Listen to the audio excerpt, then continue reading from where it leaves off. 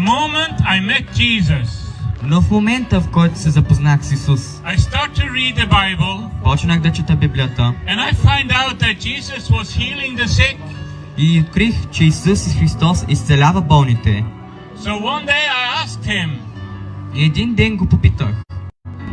И от този момент нататък аз можех да вървя. before this I could not walk normally. Преди това не можех да вървя нормално. So now I got eternal life И сега имам безкрайен живот. and I was healed. И бях изцелен. And Jesus is also inviting you if you need to get healed tonight. И Исус ви кани, ако ви трябва изцеление тази нощ.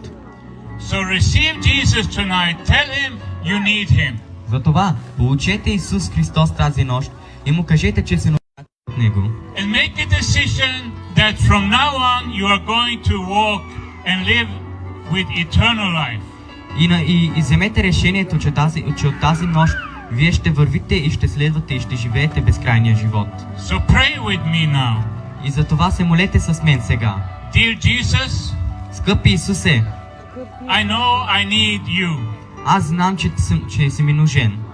And from this moment I want you to be in my life.